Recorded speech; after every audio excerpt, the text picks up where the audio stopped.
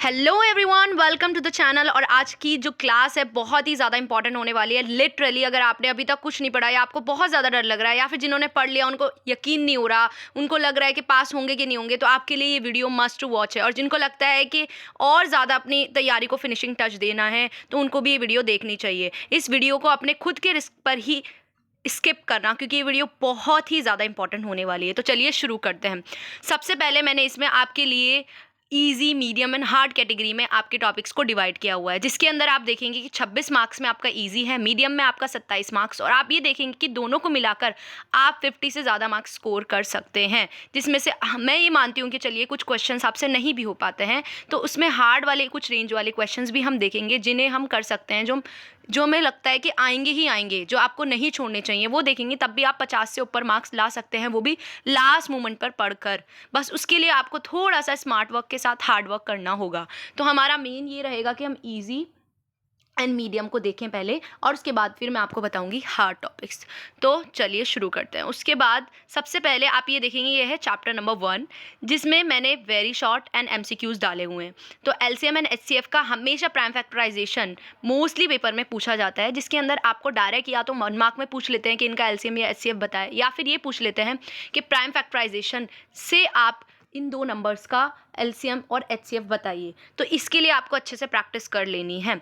और उसके बाद जो नेक्स्ट टॉपिक आपका आता है वो है एलसीएम एंड एचसीएफ का रिलेशन, जिसमें आप ये देखते हैं कि एलसीएम मल्टीप्लाई में HCF is equal to first number and second number के प्रोडक्ट के बराबर होता है। मीन्स दोनों नंबर के प्रोडक्ट के बराबर होता है, जिसमें आप ये देखेंगे कि एलसीएम इज इक्वल टू में first number into second number जब आप करेंगे डिवाइड बाय एचसीएफ करेंगे तो आपको एलसीएम मिल जाएगा। तो ये आपको जो पूरा इसमें डायग्राम दिया हुआ है, जो इसमें आपको पूरा ये इमेज मैंने दी हुई है, तो उसको आपको थोड़ा सा इसके अंदर ध्यान देना है। ठीक है, बस ये याद कर लीजिएगा, एमसीक्यू भी आपके इससे हो जाएंगे।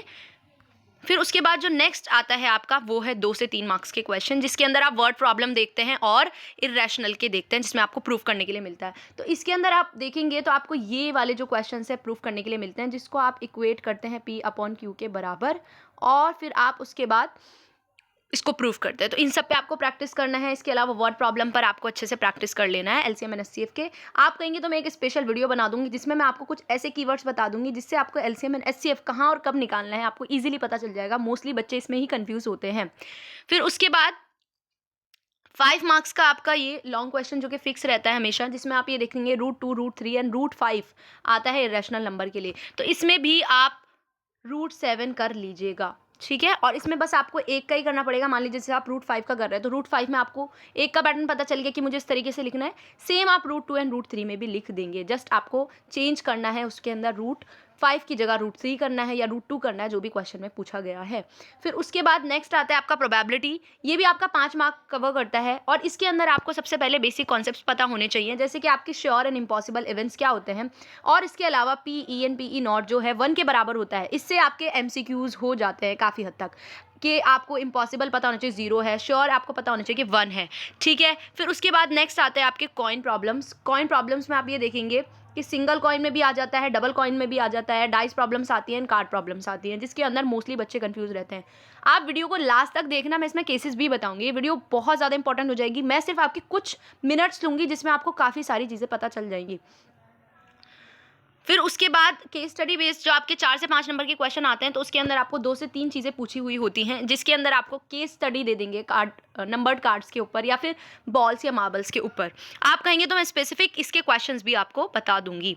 फिर नेक्स्ट आपके लिए मैंने प्रोबेबिलिटी की, जो मैं आपको बोल रही थी कि मैं आपको केसेस दिखाऊंगी, single coin, 2 coin and 3 coin. आप सभी इसका स्क्रीनशॉट ले लीजिए, आपको ये काम आएगा। और इसमें मोस्टली बच्चे कंफ्यूज हो जाते हैं।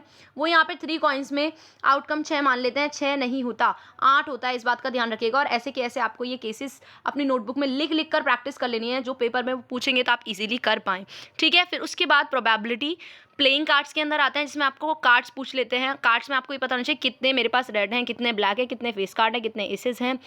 और इसके अलावा वो पूछ लेंगे स्पेसिफिक कि ब्लैक बताओ या फिर रेड बताओ, उसके अंदर भी स्पेसिफिक करके वो पूछ लेंगे। तो आपको इसको अच्छे से याद रखना है। फिर उसके बाद डाइस आ जाता है। डाइस के अंदर आपको 1 डाइस केस, 2 डाइस केस दे देते हैं, तो इसको भी आपको अच्छे से देख लेना है। केसेस के अकॉर्डिंग वो आपको दे देंगे। ऐसे दे देते हैं क्वेश्चन जैसे कि सम बताइए कि सम कितनों का जो सम है मोर देन 5 होगा या कितनों का सम मोर देन 5 नहीं होगा अगर आप 2 डाइसिस को एक साथ थ्रो करते हैं तो इस तरीके के क्वेश्चंस आते हैं। फिर ये आपका ट्राइंगल चैप्टर से है बीपीटी, ठीक है, ये आपको करके ही जानी, आती ही आती है, हमेशा आती है, अब तक आ रही है तो अब भी आएगी, ठीक है, सभी इसको कर लेंगे। फिर उसके बाद नेक्स्ट आता है आपका एपी चैप्टर में आप ये देखेंगे वेरी शॉर्ट क्वेश्चंस में आप ये देखेंगे कि आपको डी फाइन करने को दे सकते हैं या फिर आपको ये बोल सकते हैं कि आपको एंड से आपको फाइंड करनी है। कोई एपी आपको मान लीजिए 20 टर्म दी हुई है तो आपको एंड से वो फाइंड करनी है, या फिर आपको नेगेटिव टर्म दी हुई है तो आपको वो नेगेटिव बतानी है टर्म कि कौन सी टर्म होगी, ठीक है। इसके बाद नेक्स्ट इसके अंदर आपके हैं आपके वर्ड प्रॉब्लम्स, जिसके अंदर आप ये देखेंगे कि आपको केस बेस्ड चीज़ें दे दी जाती हैं, जैसे कि सिटिंग अरेंजमेंट या फिर आप ये देखेंगे कि मान लीजिए रामकली के पास 5 रुपये थे और उसको फर्स्ट वीक में 5 रुपये मिले और उसके बाद उसको 1.75 रुपीज़ मिले हैं, जो कि आपका डिफरेंस हो जाएगा, उसको आपको डिफरेंस अज्यूम करना है, ठीक है। तो फिर उसके बाद नेक्स्ट देखते हैं। नेक्स्ट में आप